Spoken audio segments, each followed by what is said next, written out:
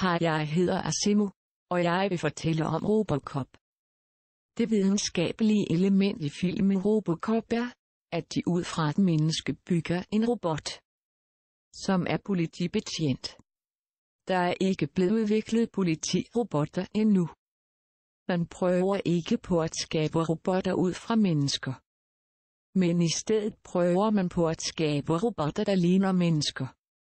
Et eksempel på en af disse er mig. Jeg er lavet i Japan af Honda. Honda startede i 1986 på at udvikle robotter. Og indtil videre er jeg de længste man er kommet i udviklingen. Men de fortsætter stadig med at videreudvikle. Jeg kan både gå og løbe. Og jeg kan genkende objekter og mennesker. Jeg kan kende forskel på forskellige lyde og reagere på dem. Og jeg reagerer også på mit navn Asimo. Og meget mere. Lige nu er det ikke realistisk at bruge en robot som politibetjent. En ting er, at der ikke er udviklet en god nok energikilde, der ville kunne holde en robot kørende en hel dag. Det er også et problem at skabe en kunstig intelligens, der er god nok til, at robotten kan kende forskel på hvad der er lovligt og ulovligt.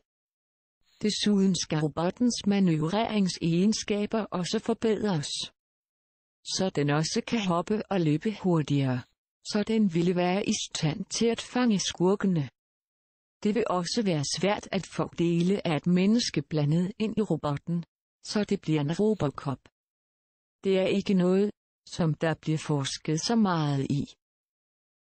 Det er realistisk, at man engang i fremtiden kan skabe en Robocop, eller bare en politirobot. Men først om rigtig lang tid. Da der er så meget, som skal forbedres markant for at gøre det muligt. Der går mange år før at man kan bruge menneskelige dele i en mix-up med mekaniske dele. Derudover kan man også se på, om mennesket er klar til at man skaber robocopper.